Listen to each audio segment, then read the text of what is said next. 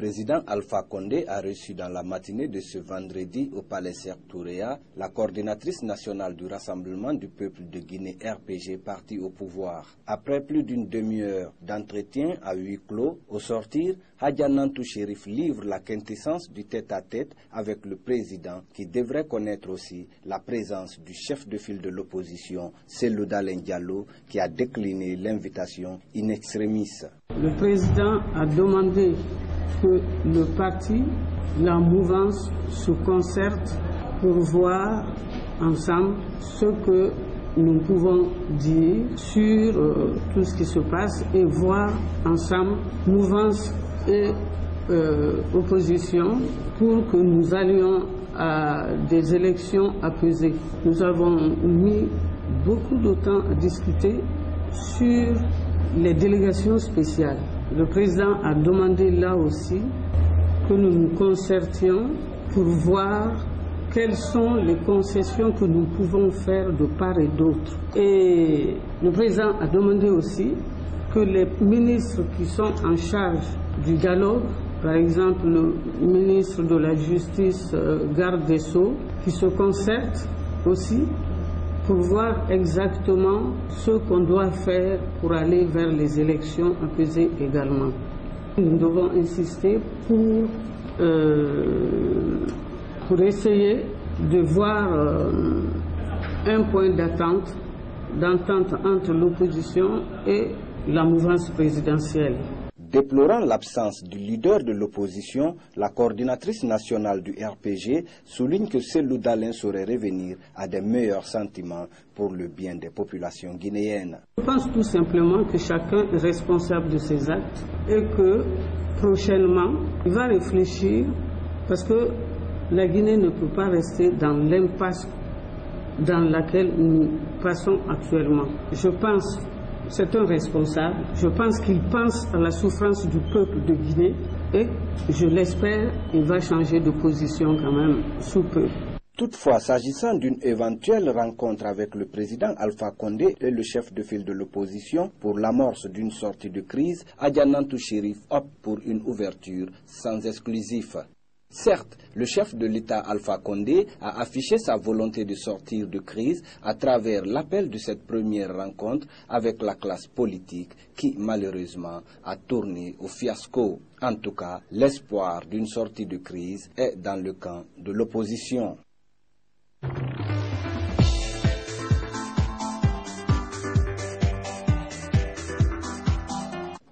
C'est pour sensibiliser les pays de l'Afrique de l'Ouest, particulièrement les 3 pays les plus affectés par le virus Ebola, que le single Africa Stop Ebola, fait par les stars de la musique africaine, a été présenté ce vendredi à Blue Jaune. À cette occasion, un concours de chant est organisé auquel toutes les personnes désireuses sont conviées à y participer. La vedette Tiken Jah Fakoly, l'un des acteurs de la chanson, a échangé avec les hommes des médias sur les questions d'Ebola. Donc, par rapport à la stigmatisation, je pense que ça va prendre un peu de temps. Hein.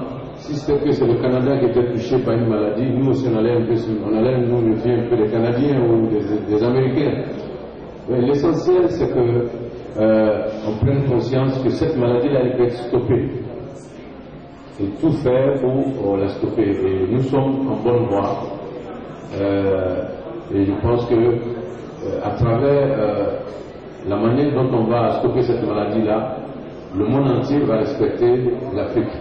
Cette chanson véhiculée en français et dans les langues locales permet de mettre toutes les communautés au même niveau d'écoute. Donc il n'y a pas eu le seul papier qu'on a signé, c'est de laisser nos droits. C'est-à-dire que voilà, vous ne gagnez rien quand le morceau passe à la radio en France, l'argent va aux ONG sur le terrain, notamment Médecins sans frontières.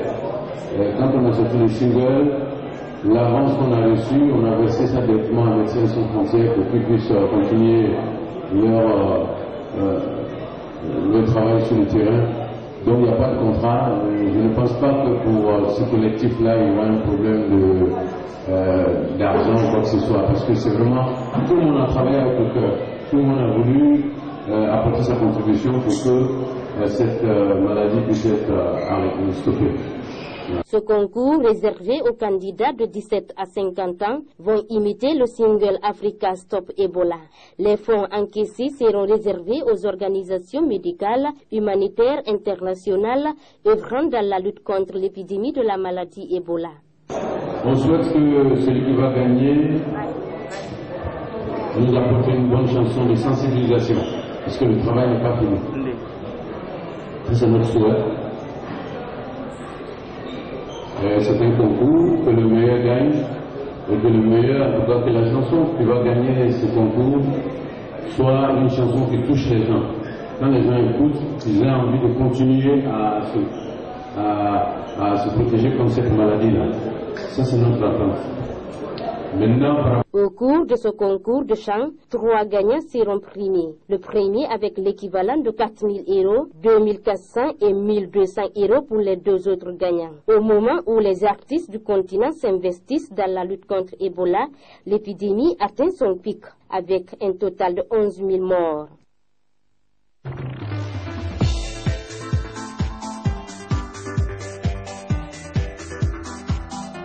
Le ministre du Commerce est reçu en Guinée forestière. Accompagné par le secrétaire général du ministère de la Jeunesse, le ministre Marc Yombouno était à Djekedou pour une série de sensibilisations sur l'existence de la maladie à virus Ebola, mais aussi inviter ses habitants à la paix et la quiétude. Vous savez maintenant qu'il y a plus de 200 jours, il n'y a pas de cas notifiés d'Ebola à Djekedou. Et c'est un exemple pour la Guinée, que cette population qui était réticente au début, mais finalement, avec l'implication du chef de l'État, le professeur Alpha Condé, et à l'implication des missions gouvernementales et l'appui des partenaires de la Guinée, nous sommes aujourd'hui à une situation vraiment appréciable, une situation où la vie est devenue normale encore à Djekedou. Deuxième message, c'est un message de paix, de sensibilisation pour la quiétude et la paix dans la préfecture de Djekedou. Nous sommes venus pour sensibiliser l'ensemble de la population pour maintenir la paix, la quiétude, pour que ces élections se déroulent de façon vraiment réconfortante et de façon à ce que la population puisse en bénéficier amplement dans la liberté de ses actions. Pour ces citoyens, seule la paix triomphe. Alors, il invite tous les acteurs sociopolitiques à maintenir la paix et le calme. Toute société dans ce monde entier, pour se maintenir, évoluer et vivre en harmonie, a nécessairement besoin de la paix. Donc la paix est purement chère pour tous les Guinéens, puisque nous sommes dans la phase du changement dans notre pays. Donc nous devrions vraiment être les acteurs de la paix et de la réconciliation. Ça est là pour veiller non seulement sur les citoyens et sur leurs biens. Donc moi je pense que on peut réclamer les droits et devoirs, mais c'est dans la paix que nous pouvons le faire. Au regard de l'accueil et l'attention accordée au ministre du Commerce, l'on peut dire que le message est bien passé et compris par ces populations qui ont été victimes de la maladie d'Ebola et souvent perturbées lors des manifestations de rue.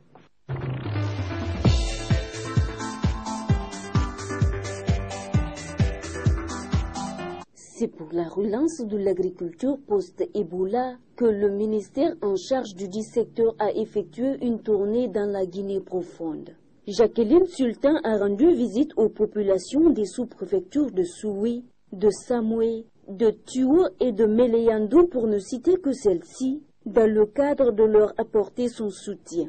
Pour Dr Alexis Traoré, la population doit cesser d'être réticente. Il faut que les gens acceptent les équipes dans les villages pour le suivi. C'est pourquoi j'en appelle à la conscience de tout un chacun que les communautés, les populations cessent d'être réticents. Ebola, c'est une réalité. Il faut que les gens acceptent les équipes venir mener leur activité pour le bien-être de cette population. Le gouverneur de la région forestière, lui, se réjouit de voir la population mobilisée pour éradiquer Ebola.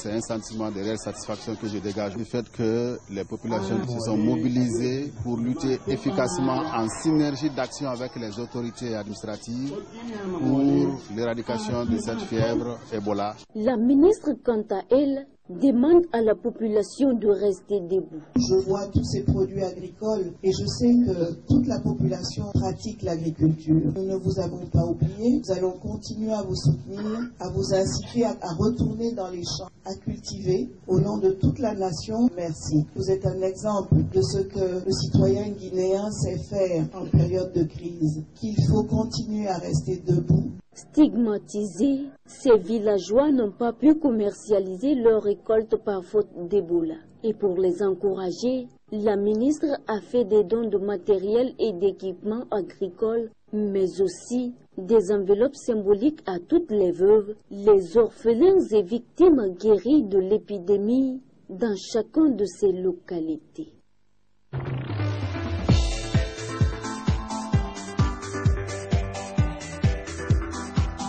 Les obsèques du directeur des opérations de la Commission électorale nationale indépendante CENI se sont déroulées ce vendredi dans la salle du congrès de l'emblématique Palais du Peuple. Parents, amis, collaborateurs et sympathisants sont venus rendre un dernier hommage à Yaya Kane en présence de certains membres du gouvernement. Le président de la CENI, dans son discours funèbre, a loué la valeur et les mérites de l'homme.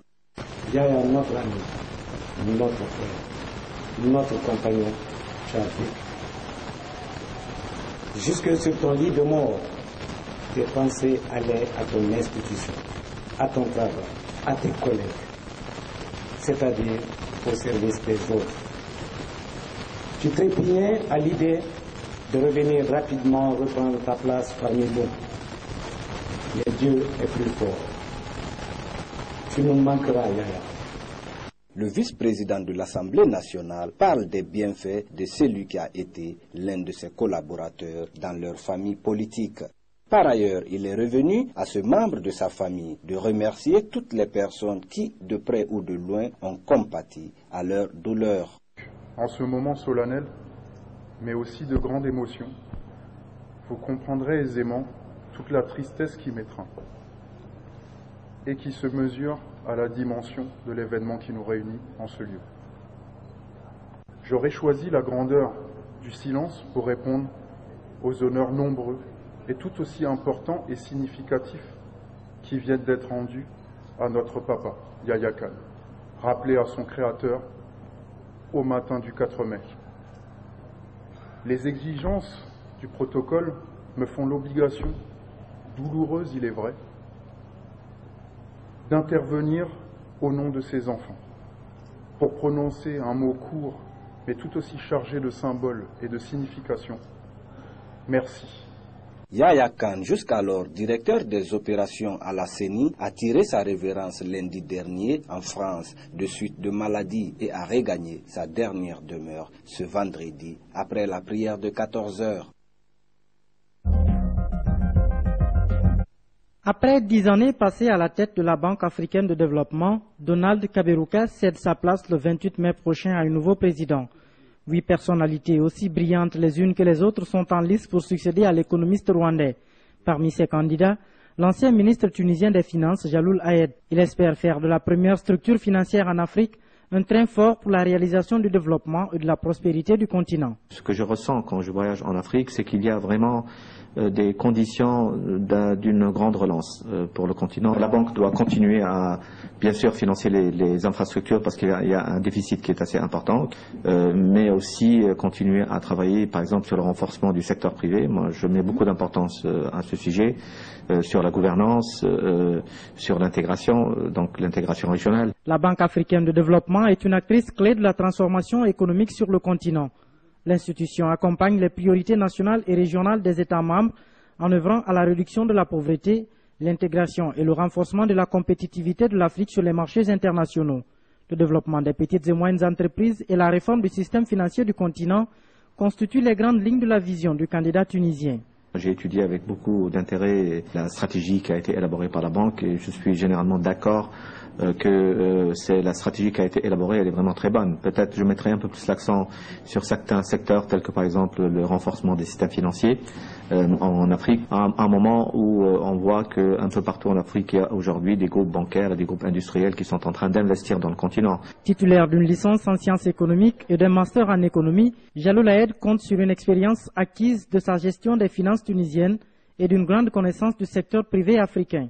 L'ancien ministre tunisien milite en faveur du renforcement des systèmes financiers en Afrique qui devra assurer une intégration financière sur le continent.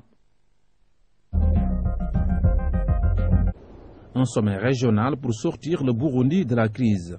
La Tanzanie abritera le 13 mai à Dar es Salaam un sommet de la communauté d'Afrique de l'Est. L'annonce a été faite par le ministre tanzanien des Affaires étrangères Bernard Mambe en voyage à Bujumbura. Mercredi soir, le chef de l'État burundais, Pierre Nkurunziza, s'est adressé à la nation pour prendre acte de la décision de la Cour constitutionnelle qui lui a reconnu le droit de se représenter une troisième fois. Nous prenons acte de la décision de la Cour constitutionnelle dans son intégralité et nous nous engageons à la respecter. Nous tenons à informer l'opinion nationale et internationale que si le peuple burundais nous fait encore confiance, ce sera le dernier mandat, tel que stipulé par l'arrêt de la Cour constitutionnelle. Face au risque d'enlisement, la diplomatie s'active.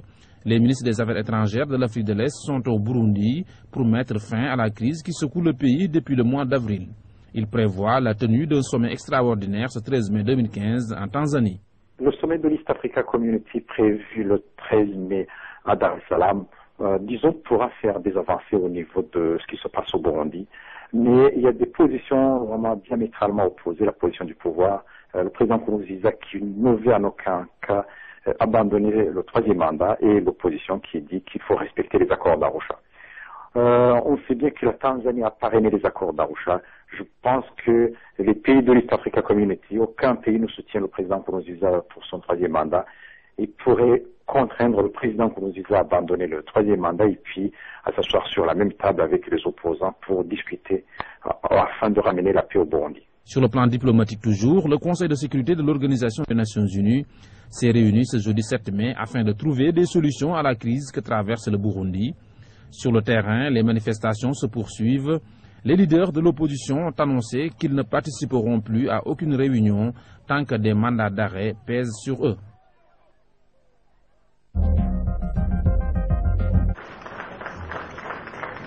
La conférence des chefs d'État de la communauté économique et monétaire de l'Afrique centrale s'est réunie ce mercredi à Libreville sous la demande du président en exercice Ali Bongo Ondimba.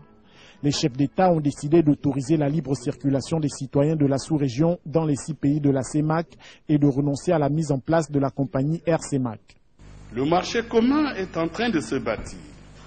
Déjà 4 pays sont en libre circulation des personnes et des actions concrètes amenées par les États membres et la Commission font l'objet d'une feuille de route consensuelle pour généraliser la libre circulation des personnes et rendre effectif le marché commun en Afrique centrale.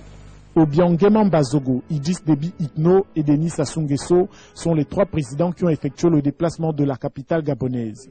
Les assises de Libreville se sont tenues dans un contexte où l'effondrement du cours du baril du pétrole fait encore parler de lui. La CEMAC doit parvenir à assurer la sécurité de ses populations. Le contexte économique sous-régional nous interpelle. En effet, la diminution de la demande mondiale en pétrole a entraîné ces derniers mois un effondrement brutal du prix du baril. Plus que jamais, la diversification de nos économies se révèle être une nécessité absolue.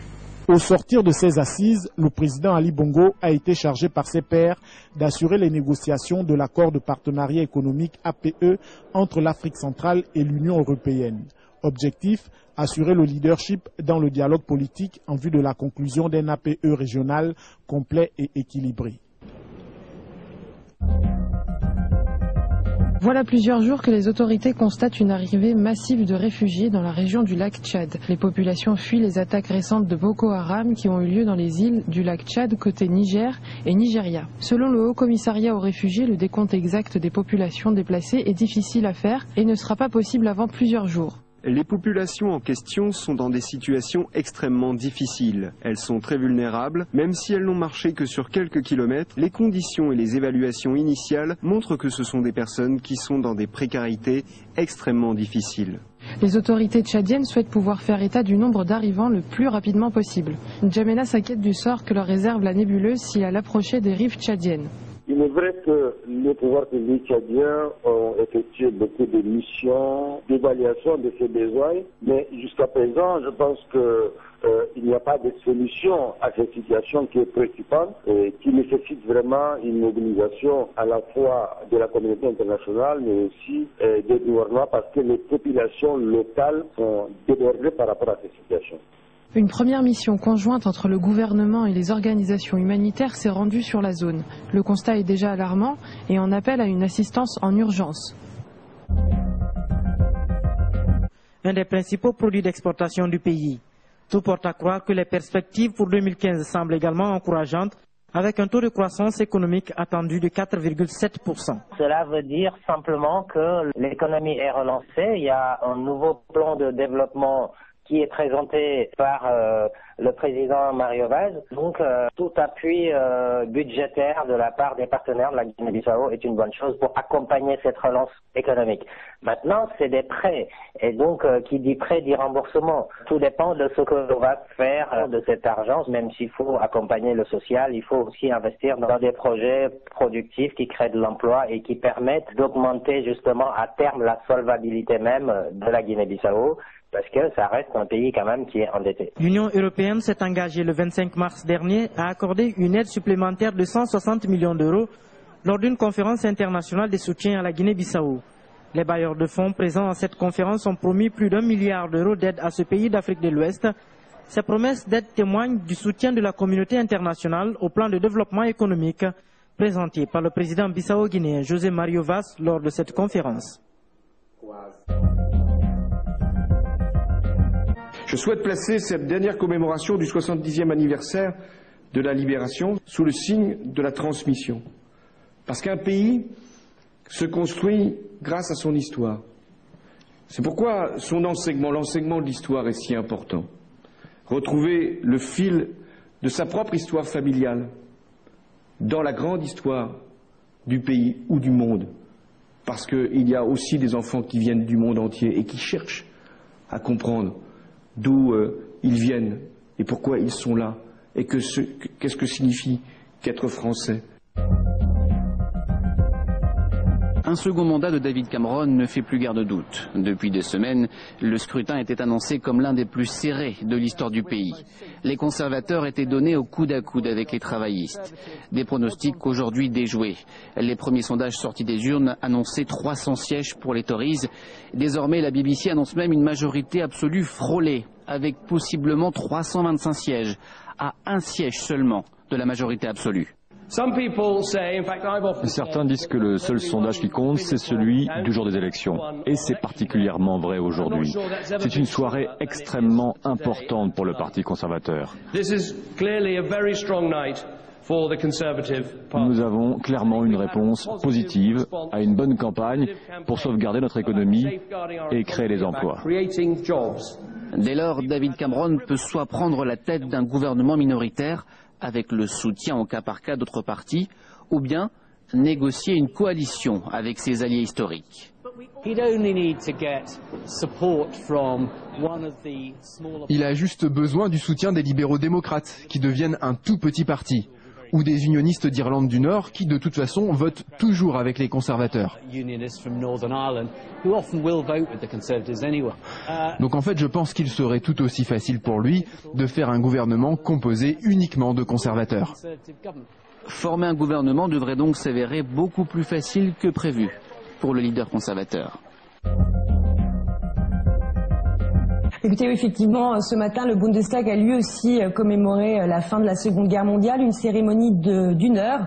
Alors, il y a eu plusieurs discours, mais cette année, le discours principal n'a pas été tenu par le président Joachim Gauck ou la chancelière Angela Merkel, mais par un historien, Heinrich August Winkler, un homme très connu en Allemagne pour son œuvre, mais aussi pour son engagement politique, une voix importante dans ce pays. Et celui-ci, eh bien, il a notamment mis en garde contre l'oubli. Un sondage a montré il y a quelques jours que 42% des Allemands souhaitaient mettre un terme au travail de mémoire, ne plus parler autant de la Seconde Guerre mondiale. Or, c'est une histoire sur laquelle on ne peut pas tirer un trait, a déclaré ce matin Winkler. L'Allemagne ne peut pas se décharger de cette responsabilité. L'historien a également mis en garde contre une résurgence de la xénophobie et de l'antisémitisme en Allemagne, rappelant que c'est notamment grâce à ce type de ressentiment au sein de la population dans les années 30 que les nazis ont pu arriver au pouvoir. Oui, mais l'Allemagne n'oublie pas, 70 ans après, que c'est bien le régime nazi porté au pouvoir par les Allemands eux-mêmes qui a déclenché cette Seconde Guerre mondiale et qui a mis en œuvre la solution finale. Donc même si aujourd'hui, effectivement, la grande majorité des Allemands considère que ce 8 mai 1945 marque la date le jour de la libération, il n'oublie pas non plus, comme l'a souligné ce matin le président du Bundestag, Norbert Lammert, que les Allemands ne se sont pas libérés eux-mêmes, ils ont été libérés par les Alliés. C'est ce qui explique aujourd'hui encore cette sobriété dans les commémorations officielles. L'Allemagne veut avant tout rendre hommage aux victimes, veut marquer sa reconnaissance aux Alliés pour s'être battus contre les nazis, et la chancelière Angela Merkel et le président Joachim Gauck participent d'ailleurs ces jours-ci à de très très nombreuses commémorations en Allemagne, mais un peu partout en Europe, et qui vont dans ce sens. Ce visage était apparu sur les écrans français en janvier dernier. Nasser Al-Ansi, l'un des cerveaux militaires d'Al-Qaïda au Yémen. Dans cette allocution, il revendique au nom de son organisation l'attentat contre Charlie Hebdo. 12 personnes, dont des journalistes abattus en plein Paris par les frères Kouachi. Ces derniers seront tués 2 jours plus tard par les forces de l'ordre. En début de semaine, cette vidéo est publiée sur les réseaux sociaux. Ce responsable d'Al-Qaïda annonce la mort d'Al-Ansi, tué par un drone américain, dit-il, dans le port yéménite de Moukalla. Interrogé sur la question, le chef du Pentagone reste vague. Les États-Unis maintiennent la pression sur Aqpa. Ce sera son seul commentaire. Cette branche d'Al-Qaïda est très active au Yémen, un pays sans État, plongé en plein chaos, ce qui la rend d'autant plus dangereuse. Malheureusement, c'est pas surprenant dans ce type de configuration où il y a d'une part un État central qui est très faible, des institutions politiques qui sont en voie de désagrégation avancée. Il est évident que ce type d'organisation profite du chaos. D'autant plus qu'elle était déjà bien implantée depuis longtemps, puisque Al-Qaïda dans la péninsule arabique, c'est la filiale probablement la plus structurée de la maison mère Al-Qaïda. Sur Al-Ansi, on sait peu de choses, si ce n'est son âge, 40 ans. Son organisation décrit un homme rompu au combat, de la guerre des Balkans aux montagnes d'Afghanistan, avant de revenir dans son pays natal, au Yémen.